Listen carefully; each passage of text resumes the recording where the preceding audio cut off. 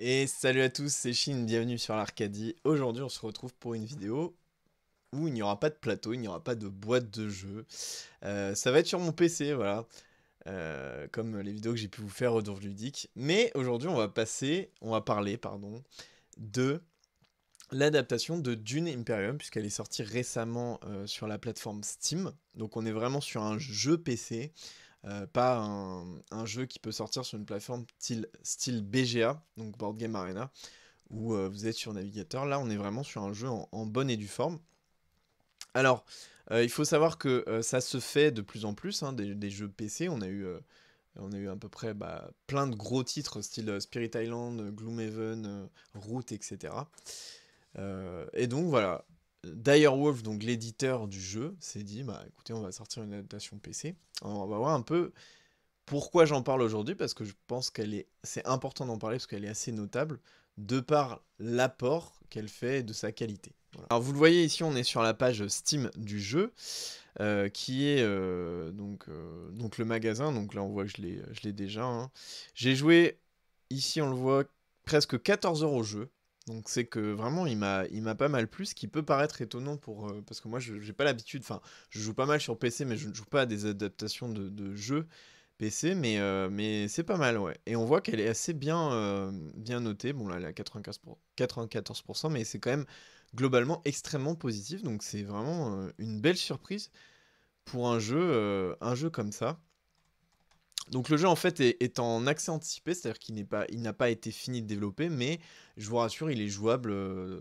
La partie classique du jeu, enfin, on va dire, principale du jeu est jouable et est très bien faite, il n'y a aucun souci, il y a vraiment rien de plus à développer là-dessus. Je pense, on va en parler, mais je pense qu'ils vont faire autre chose par la suite, c'est pour ça qu'ils ont dit ça. Alors le jeu est proposé à 20 euros, ce qui peut paraître assez cher concrètement pour ce type de jeu, parce que c'est vrai que quand on regarde bon, on se dit c'est un peu emmerdant, j'ai acheté le jeu, en plus d'une il est pas donné, hein, je crois qu'il est presque à 50 euros. Et là, vous devez recasquer 20 euros pour jouer sur PC. Alors, ceux qui, évidemment, n'ont pas acheté la boîte physique, écoutez, ils vont être contents. Mais voilà, donc 20 euros, peut-être cher. Mais on va voir que la qualité fait que, bon, ça vaut peut-être quand même le coup. Alors, en termes d'adaptation de jeux PC, donc il y a eu pas mal de choses qui ont été faites. Il y a le très notable Gloomhaven, donc qui est en promo d'ailleurs, hein, si ça vous intéresse. Qui est quand même une adaptation de qualité, enfin graphiquement du moins, parce qu'il y a d'autres problèmes dans le jeu, mais c'est pas là, on n'est pas là pour parler de ça. Donc c'est pour un jeu qui en plus s'y prête très bien, parce que Gloomhaven, moi, vous le savez peut-être pas, mais je l'ai vendu, parce qu'en fait, j'arrivais pas à le sortir, ce jeu, il est insortable. T'as une demi-heure de préparation à chaque scénario de tuiles, c'est un enfer de mise en place, moi, Gloomhaven, je trouve. Après, le jeu, c'est un des meilleurs jeux du monde, hein, ça y a pas de souci. Mais voilà. Il y a eu aussi Spirit Island que j'ai acheté, qui est pareil, une bonne adaptation, mais bon, vraiment très très fidèle. Voilà. Mais ça, c'est une bonne adaptation, mais bon, rien de plus, quoi. Elle est juste très bien. Voilà. Mais aujourd'hui, vous vous doutez bien que si je parle de Dune, c'est parce que c'est plus qu'une bonne adaptation à mon sens. Et on va le voir direct en allant sur le jeu, voilà, ici. Donc déjà, on arrive sur cet écran titre, quand même assez stylé. Moi, je suis plutôt fan parce que je retrouve vraiment voilà, les grains de sable, l'esprit du film que j'avais beaucoup aimé. Donc directement, on est dans l'ambiance. En plus, bon, vous l'entendez pas là, mais il y a une musique en arrière-plan qui est vraiment super sympa. Enfin, je sais pas si vous avez le son du jeu, mais je pense pas. Qui colle un petit peu au thème de la bande originale de Hans Zimmer. Et ça c'est une très très bonne chose. Alors déjà sur l'écran titre, bon, vous avez une partie tutoriel que moi je trouve très bienvenue. Pourquoi il est bienvenu? Parce qu'il est par étapes, donc il est de manière empirique. Et ça c'est très très bien, hein, vraiment. Je trouve ça une très bonne chose parce que ça vous affranchit de... Parce que souvent en fait les adaptations de jeux PC, ce qu'ils font, ou même sur BGA, hein, ce qui est... BGA quoique c'est pas mal sur certains trucs. Mais vous avez souvent juste du texte, le livre de règles à lire en numérique, et puis voilà. Il y a pas tout le temps des tutoriels comme ça progressifs. Donc là, moi, je trouve ça déjà bienvenu. Bon, évidemment, j'ai pas vu de quoi il en retourne, parce que bon, le jeu, je sais y jouer quand même. On a fait quelques parties. Vous avez les réglages ici, donc déjà, il y a le français, donc ça, c'est très très bien. Franchement, très bienvenu d'avoir fait une localisation française. Moi, je trouve ça toujours important parce que bah, c'est pas tout le temps le cas. Vous avez quelques options donc, de raccourcis. Vous pouvez aller chercher des règles ou des FAQ sur des points de règle précis. La qualité, le son, etc. Et donc ensuite, bah, d'une manière très épurée, vous avez le choix entre deux options. Donc, bon, vous doutez bien que partie en ligne, c'est un peu ce qui justifie aussi le fait d'y jouer sur un écran. Hein, c'est de se dire, bah voilà, je vais pouvoir me confronter à d'autres joueurs. C'est tout l'intérêt du truc. Mais voilà. Mais moi, je suis pas là pour parler de ça parce que ça, c'est quelque chose que vous avez dans tous les jeux du monde. C'est un mode en ligne. Vous pouvez vous confronter avec les joueurs. C'est aussi l'intérêt de la chose. Mais on va parler de ceci, donc contre l'IA, puisqu'en fait, il y a pas mal de choses. Donc là, déjà, vos yeux sont attirés par plusieurs choses. Donc déjà, versus IA, campagne, escarmouche. Oh là là, bah déjà, tu fais waouh. Moi, quand je joue contre l'IA dans Dune, le jeu de société, c'est contre la maison égale. Donc je ne comprends pas. Il y a plein d'options. C'est un truc de fou. Vous avez la maison égale. Donc la maison égale, pour rappel, c'est donc l'automa de Dune Imperium pour jouer en solo. Un automa que moi je trouve très nul en fait, puisqu'en fait ça simule une partie à 3. Et donc vous avez deux automas à gérer quand vous jouez en solo. Et vraiment ça, c'est non les gars, c'est non. Je vous le dis. Moi j'aime pas ce principe-là. Ça rend lourd le. Bon, après c'est assez simple au niveau de la manipulation. T'as un paquet de cartes associées, etc. Mais voilà, moi je suis pas fan de cet automa. Et donc là, bah, sachez il est revenu. Il est présent, avec tous les modes de difficulté que vous avez dans le jeu de société. Donc très très bien. Donc juste pour rappel, l'automa de Dune, ce qui est un peu embêtant, c'est que il joue pas les cartes intrigues par exemple. Et ces lieux sont pas forcément les lieux qu'il va choisir pour bloquer. C'est pas forcément opportuniste, contrairement à un vrai joueur, ce qui est logique. Enfin, ça aurait pu être fait, mais je pense que ça aurait rendu lourd l'automa. Et voilà, donc c'est pas le cas aujourd'hui. Donc c'est vrai que c'est un IA qui est quand même, même si vous augmentez certains paramètres de difficulté, il aura jamais le comportement vraiment d'un humain. Et là débarque la version PC de Dune qui apporte avec elle la possibilité de jouer contre des IA qui ne sont pas de la maison Agal, donc qui ne régissent pas ces règles, qui ne suivent pas ces règles-là de la maison Agal. Et voilà, et déjà là, en vous disant ça, je pense que pour plein de joueurs solo, vous allez trouver un intérêt. Voilà. Puisque, ah oui, jouer contre des. En fait, on a le sentiment on peut jouer contre des vrais joueurs, mais qui sont des IA, avec des décisions qui sont aussi qualitatives que des humains, ou presque. Ça dépend du mode de difficulté, vous en avez 3 disponibles. Vous pouvez jouer à 3 ou à 4. Ça déjà c'est pareil, c'est très cool. Voilà, donc ça c'est très très bien qu'ils aient mis ça, un IA qui réagit, donc qui joue les cartes intrigues, qui joue les conflits correctement, qui vous bloque les cases, par exemple avec la carte La Voix, il vous bloque vraiment des cases qui bah, vont vous intéresser. Donc super, super d'avoir mis ça, et c'est pour ça que moi j'ai passé 15 heures de jeu. C'est bah moi je joue à Dune, je lance avec des IA, puis c'est parti. Des IA qui d'ailleurs sont très très très forts. Même en moyen, moi j'ai dû gagner sur 10 parties, j'ai gagné une ou deux fois, bon, parce que voilà, j'ai pas énormément de parties à mon actif. Mais ça vous entraîne vraiment, vous êtes challengé, et ça c'est vraiment, bah, c'est super bien qu'ils aient fait ça.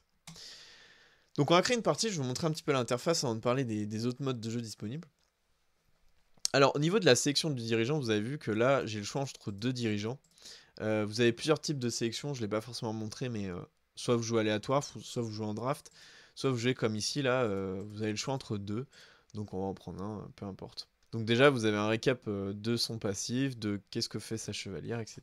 Je vais confirmer. Et bam, on arrive sur l'interface ici. Le conflit est révélé instantanément, en gros. Voilà, très bien d'avoir mis ça en plein sur notre tête. Et c'est parti, c'est mon tour. Et on peut jouer à Dune. Alors, moi j'aimerais attirer votre attention sur un truc, c'est l'interface. Alors, en disant comme ça, on pourrait se dire, ah, c'est un peu chargé. Mais non, moi je trouve qu'elle est pas chargée, justement. Je trouve qu'elle est ultra claire. C'est parfait. Enfin, c'est épuré, c'est ce qu'il faut, en fait. Et vraiment, ça a été. Il y a eu un soin vraiment à l'accessibilité du jeu. Je vais vous le montrer dans les prochaines secondes, qui est assez phénoménal. Donc, vous avez le plateau avec petite planète qui tourne en fond. Voilà, assez classe. Voilà. Je trouve que c'est bien de le dire, voilà, vous savez, il y a des trucs comme ça, de dire, bon, ah, ils en ont un peu trop fait, c'était peut-être pas nécessaire, mais je sais pas, j'aime bien l'ensemble, vous voyez, l'harmonie qu'il y a entre tous ces éléments. Donc, vous avez vos cartes en bas, votre main de cartes, et déjà, on voit un truc qui vous a pas manqué de constater, c'est que quand je passe ma souris sur la carte, elle arrive en gros plan, et ça, déjà, c'est super bien, parce que ça se fait très vite. Vous voyez, dès que je passe ma souris, boum, j'ai la carte qui apparaît devant les yeux. Et ça c'est super bien, hein, parce que ça vous permet de suivre vraiment très facilement ce que vous avez. Donc j'aime beaucoup ce système. Pareil, ce système-là est aussi présent dans la rivière de cartes.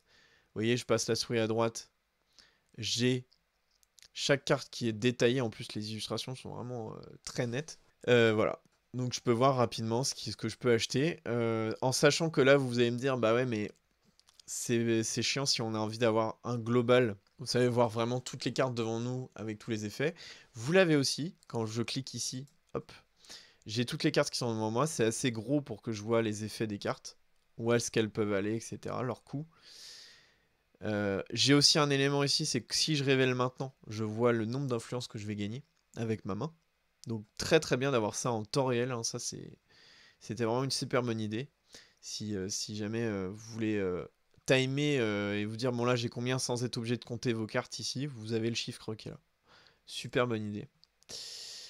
Donc voilà pour les cartes. Vous avez accès à votre deck en bas à gauche en cliquant. Donc votre deck qui est ici. Donc là j'ai des dagues en x2, voilà, j'ai toutes les cartes ici. Vous avez votre défausse, donc pour suivre un petit peu ce que vous avez joué. Les cartes détruites. Et toutes les infos, donc pareil, un petit rappel du passif, l'effet de la chevalière, toutes vos ressources. Pareil pour les autres. Bon, la zone de jeu, la défausse, les cartes détruites. Vous les avez pour les ennemis aussi. Ici, vous voyez le jeton premier joueur, c'est moi qui l'ai. Il y a 2 agents disponibles. Pareil, pas mal de pouvoir suivre ces agents. Les points de victoire, quand vous cliquez dessus, vous pouvez savoir comment vous avez gagné vos points de victoire. Ça, c'est pareil, c'est super bien. Il y a énormément de choses sur lesquelles vous pouvez cliquer sur cet écran, en fait. C'est ça qui est génial. Bon, tout n'est pas utile, hein. Vous avez en haut à droite les cartes détruites de l'Imperium. Combien il reste de cartes dans le paquet, dans le deck Imperium. Ça, c'est vraiment. Je l'ai découvert en tournant la vidéo, en fait. C'est c'est assez fou. La défausse intrigue. Vous avez le journal d'action. Ça, c'est vachement bien. Ça vous permet de suivre notamment ce que les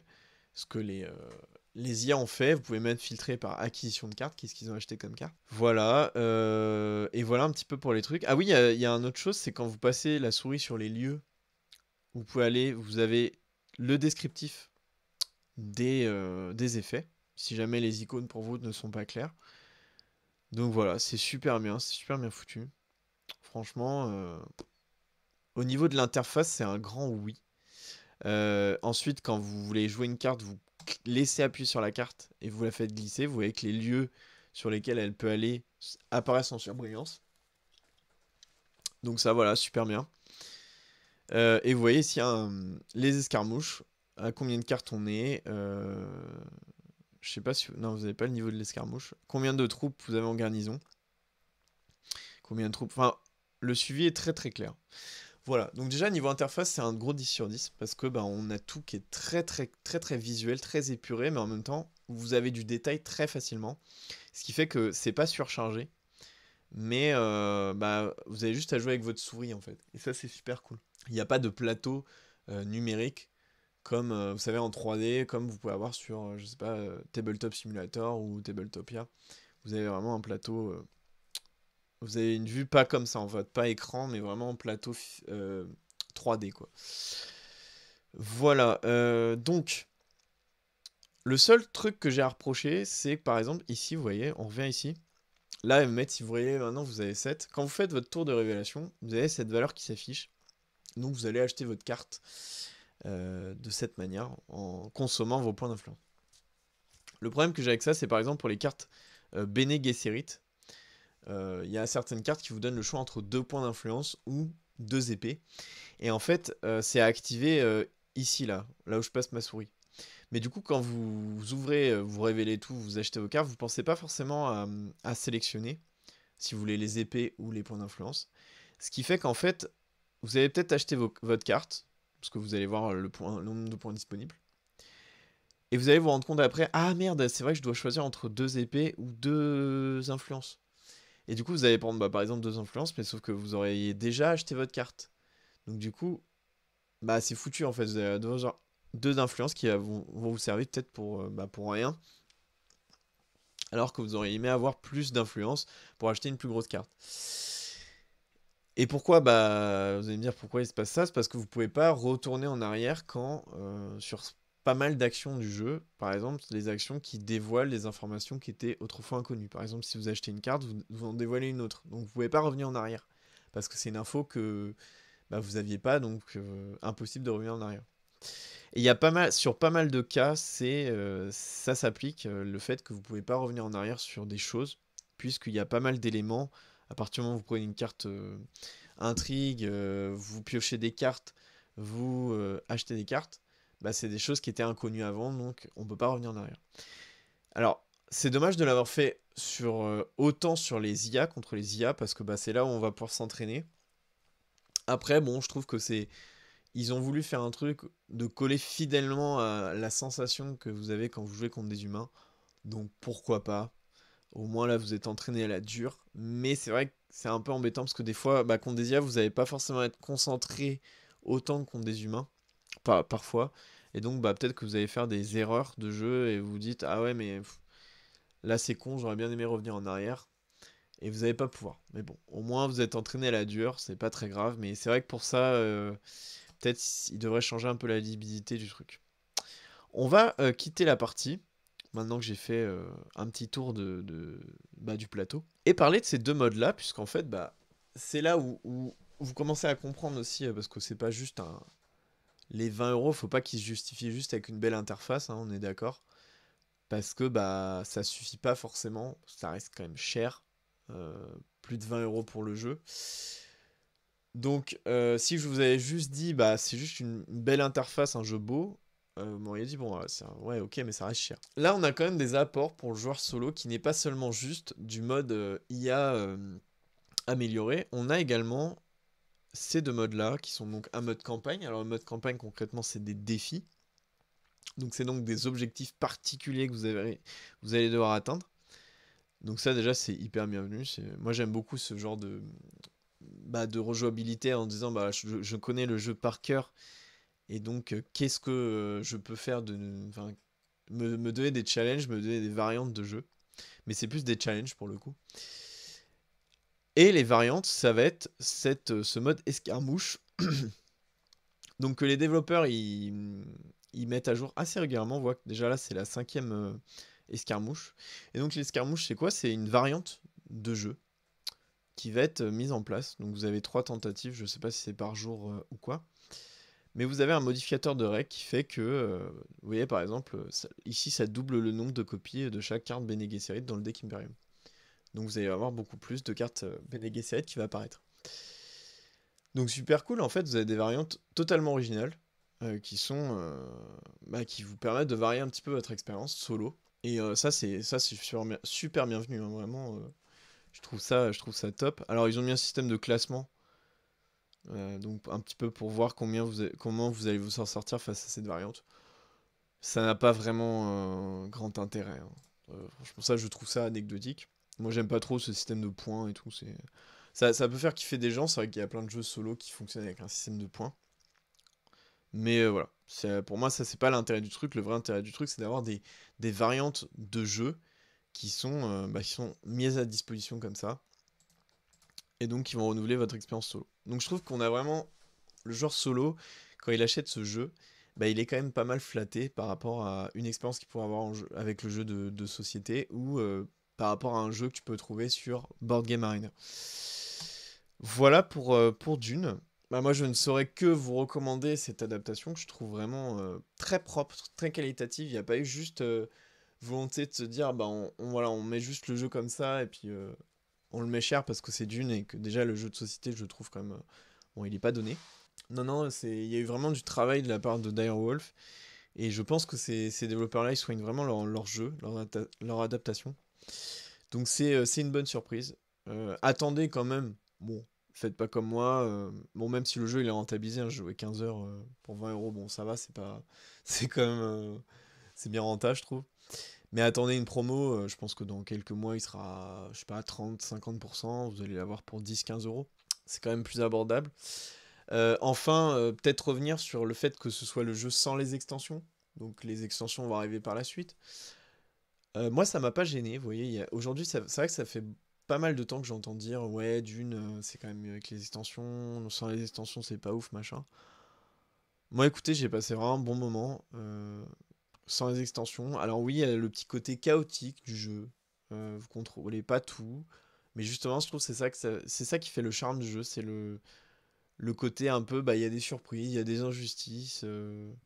Voilà, il y a des choses comme ça qui peuvent se passer, mais ça m'a. En fait, je l'ai aimé, j'ai aimé découvrir aussi bien le jeu de société, je l'aimais déjà vraiment beaucoup, mais cette adaptation, je me suis dit, ouais, je l'aime quand même avec ses défauts, ce jeu, même sans les extensions, même sans Uprising ou je ne sais quoi. J'ai vraiment passé un. Bah, je passe vraiment des bonnes parties, je m'amuse bien, j'ai de la tension, voilà, le jeu est très très bien et je suis certain qu'avec les extensions c'est mieux, mais moi je prends mon pied même sans. Voilà. Donc n'hésitez pas à l'acheter, parce que je trouve que parfois se pencher dessus, ouais, sur cette adaptation PC, on se dit ah, c'est quand même pas si mal, c'est quand même bien comme jeu, et voilà. Mais on attend évidemment les adaptations enfin les extensions avec impatience. Je peux pas clapper parce que là j'ai pas de prise. Voilà, c'était tout pour Dune Imperium, l'adaptation PC. Je voulais vraiment en parler parce que je trouve que c'est assez original dans ce paysage-là. J'espère que ça vous aura plu, qu'on a fait un petit peu le tour de tout ce qu'il y avait à dire sur ça. Et puis je vous remercie, et puis bah, je vous dis à la prochaine pour une nouvelle vidéo.